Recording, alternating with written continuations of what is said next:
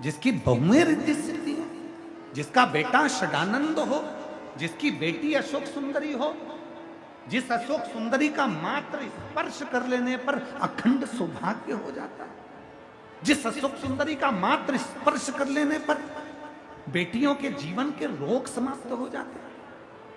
मेरी जीजियों, आप लोग अगर शंकर जी के मंदिर में जाती हो, शिवलिंग पर जल चढ़ाती हो, वो जल जो बहकर नीचे की ओर जाता है, सामने राइट में गणेश, लेफ्ट में कार्तिक, बीच में एक मोटी सी लाइन होती है जहां से पानी बहकर जाता है।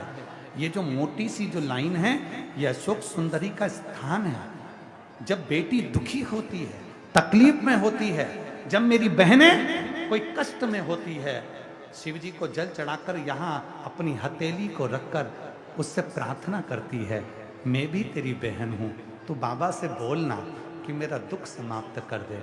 और अशोक सुंदरी उस हाथ के स्पर्श को पाकर शिव जी से कहकर उसके दुख को मिटवा देती है। वो अशोक सुंदरी, वो अशोक सुंदरी, तेरा जल हेम बाबा, तेरी पूजन, तेरी साधना, तेरी आराधना, तेरी चर्चा सुख देती है। अशोक सुंदरी ने कहा कि मां, मेरे भीतर का एक संशय है, मेरे भीतर की एक तकलीफ है, मेरे भीतर का एक प्रश्न है, और वो प्रश्न का उत्तर अगर देंगे तो मेरे बाबुल देंगे, उस प्रश्न का उत्तर देगा तो मेरा पिता देगा, पिता के सिवा कोई नहीं दे सकता, देंगे तो मेरे शिव देंगे, उसके सिवा कोई नहीं दे सकता। पार्वती जी गई भगवान शिव जी के पास में, भगवान ओगड़दानी के पास में, मां जगतजननी तुरंत चली गई। बाबा भोलेनाथ जी को निवेदन करा शंकर जी से, अशोक सुंदरी कोई प्रश्न करना चाहती है। अशोक सुंदरी के मन में कोई प्रश्न है।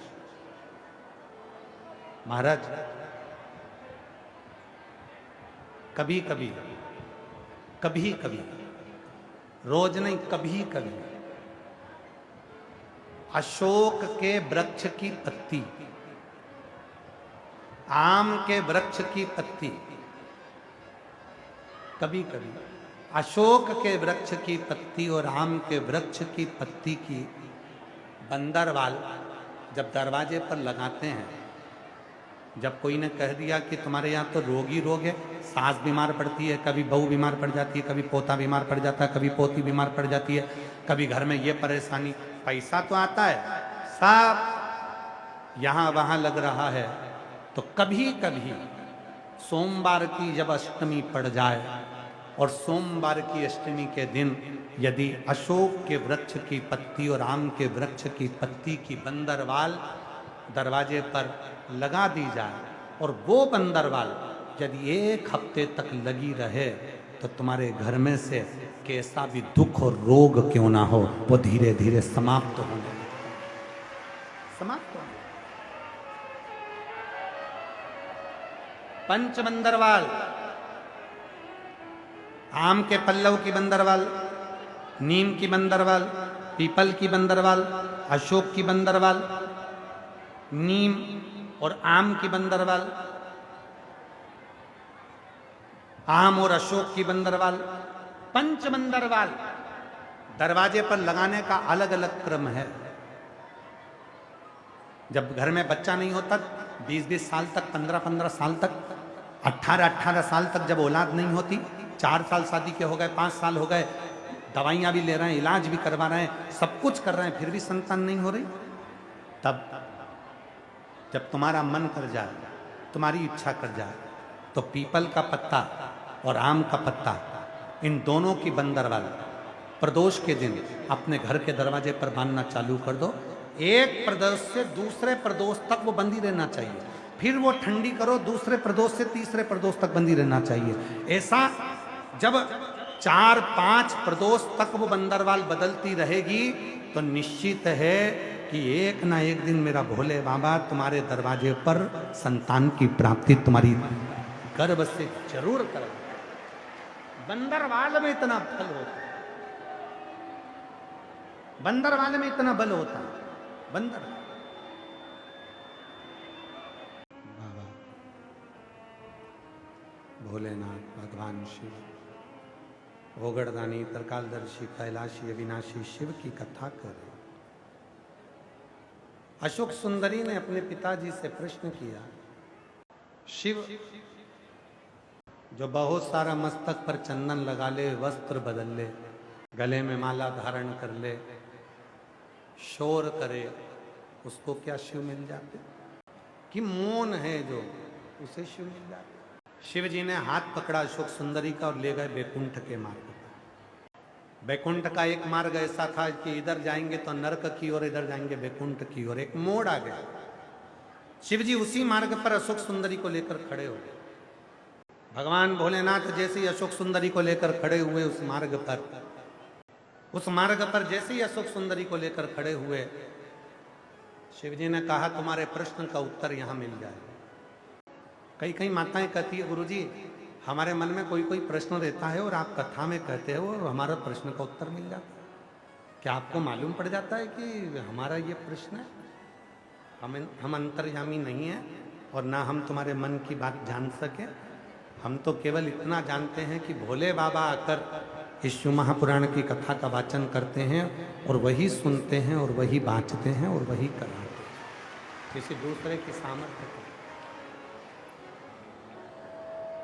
प्रभु आपकी कृपा से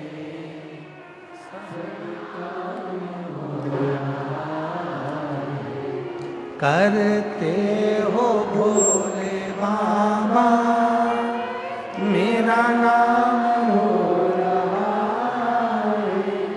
करते हो डमरू वाले, मेरा नाम हो रहा है।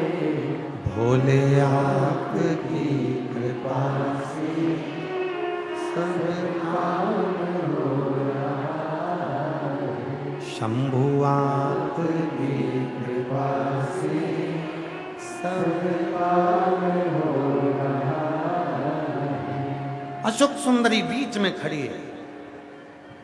यम के दूत दो को पकड़ कर ला रहा है। एक व्यक्ति बहुत चिल्ला रहा था,